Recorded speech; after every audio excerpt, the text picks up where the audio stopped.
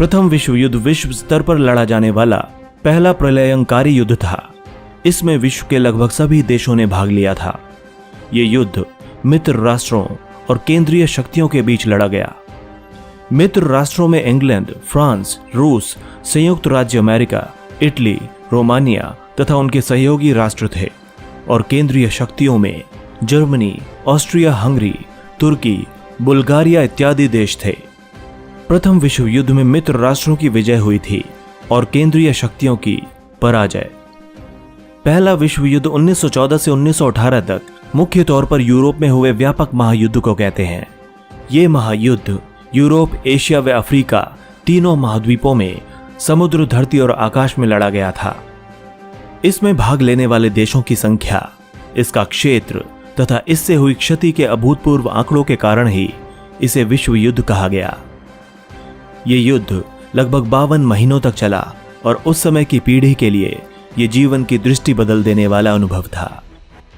करीब आधी दुनिया हिंसा की चपेट में आ चुकी थी और इस दौरान लगभग 1 करोड़ लोगों की जान चली गई और इससे दोगुने घायल हो गए।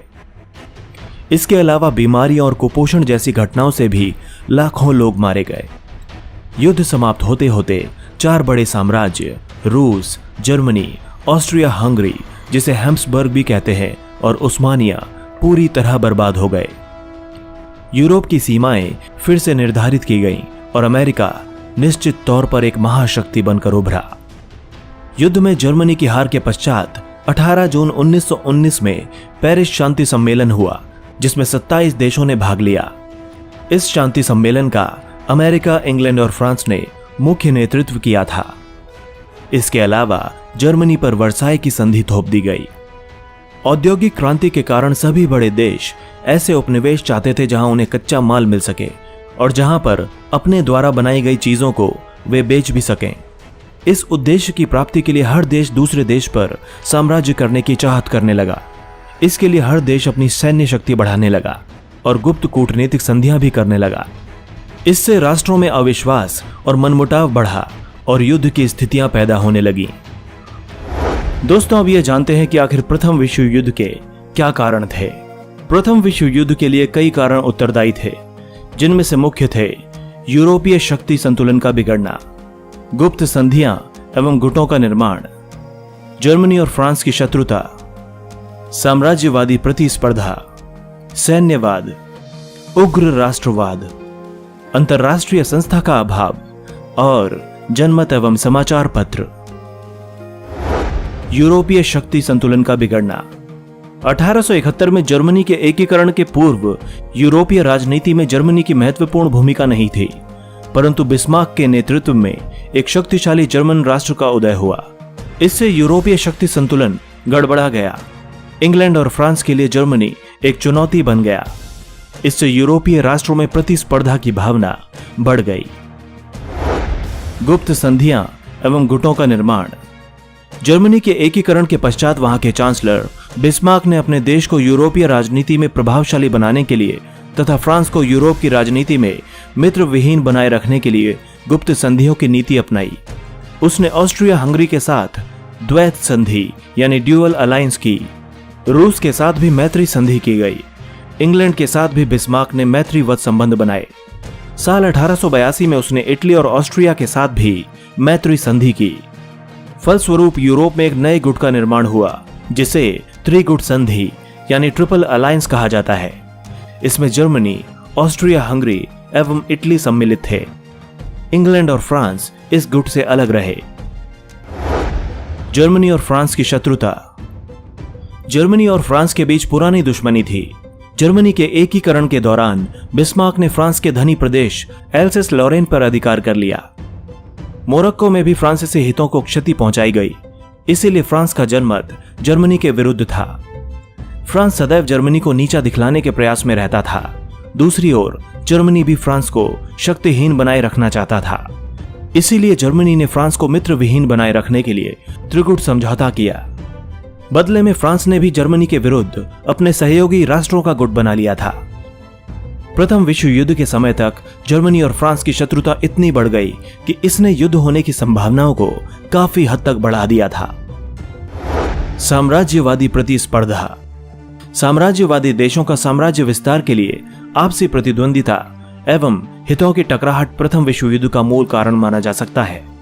औद्योगिक क्रांति के फलस्वरूप कल कारखानों को चलाने के लिए कच्चा माल एवं कारखानों में उत्पादित वस्तुओं की खपत के लिए बाजारों की आवश्यकता पड़ती थी। फलस्वरूप साम्राज्यवादी शक्तियों इंग्लैंड, फ्रांस और रूस ने एशिया और अफ्रीका में अपने अपने उपनिवेश बनाकर उन पर अधिकार कर लिया था। जर्मनी और इटली जब बाद में उपनिवेशवादी दौड़ में सम्मिलित हुए तो उनके विस्तार के लिए बहुत कम संभावना थी। अतः इन देशों ने उपनिवेशवादी विस्तार की एक नई नीति अपनाई। ये नीति थी दूसरे राष्ट्रों के उपनिवेशों पर बलपूर्वक अधिकार कर अपनी स्थिति सुदृढ़ करने की। प्रथम विश्व युद्ध आरंभ होने के पूर्व तक जर्मनी की आर्थिक एवं औद्योगिक स्थिति काफी मजबूत हो चुकी थी। उसकी थल सेना तो मजबूत थी ही, अब वो एक मजबूत जहाजी बेड़े का निर्माण करके अपने साम्राज्य का विकास तथा इंग्लैंड के समुद्र पर स्वामित्व को चुनौती देने के प्रयास में लग गया। 1911 में एंग्लो जर्मन नाविक प्रतिस्पर्धा के परिणाम स्वरूप अगादिर का संकट उत्पन्न हो गया। इसे सुलझाने का प्रयास किया गया पर यह विफल हो गया। 1912 में जर्मनी ने एक विशाल जहाज इंपेरेटर बनाया जो उस समय का सबसे बड़ा जहाज था। इसके चलते जर्मनी और इंग्लैंड में मनमुटाव और प्रतिस्पर्धा बढ़ गई थी। इसी प्रकार मोरक्को तथा बोस्निया संकट ने भी इंग्लैंड और जर्मनी की प्रतिस्पर्धा को और बढ़ावा दिया। अपना प्रभाव क्षेत्र बढ़ाने के लिए जब पतनशील तुर्की साम्राज्य की अर्थव्यवस्था पर नियंत्रण स्थापित करने के उद्देश्य से जर्मनी ने बर्लिन बगदाद रेल मार्ग योजना बनाई तो इंग्लैंड, फ्रांस और रूस ने इसका विरोध किया।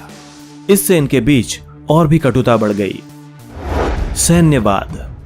साम्राज्यवाद के समान सैन्यवाद ने भी प्रथम विश्व युद्ध को निकट ला दिया था।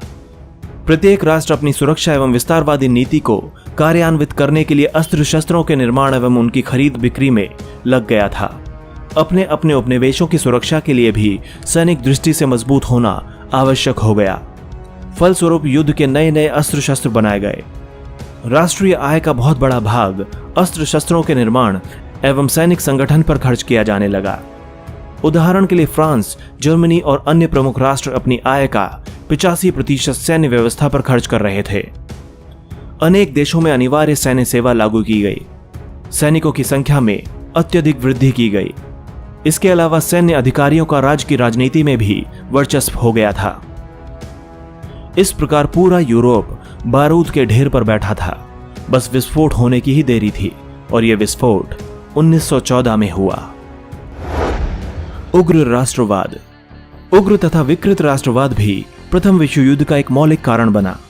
यूरोप के सभी राष्ट्रों में इसका समान रूप से विकास हुआ। यह भावना तेजी से बढ़ती गई कि समान जाति, धर्म, भाषा और ऐतिहासिक परंपरा के व्यक्ति एक साथ मिलकर रहें और कार्य करें तो उनकी अलग पहचान बनेगी और उनकी प्रगति होगी।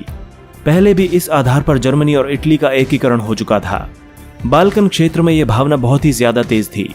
बाल्कन प्रदेश तुर्की साम्राज्य के अंतर्गत आता था। तुर्की साम्राज्य के कमजोर पड़ने पर इस क्षेत्र में स्वतंत्रता की मांग जोर पकड़ने लगी। तुर्की साम्राज्य तथा ऑस्ट्रिया हंगरी के अनेक क्षेत्रों में स्लाव प्रजाति के लोगों का बाहुल्य था। वे लोग एक अलग स्लाव राष्ट्र की मांग कर रहे थे। रूस का यह मानना था कि ऑस्ट्रिया हंगरी एवं तुर्की से स्वतंत्र होने के बाद स्लाव रूस के प्रभाव में आ जाएंगे। इसीलिए रूस ने अखिल स्लाव तथा सर्व स्लाववाद आंदोलन को बढ़ावा दिया।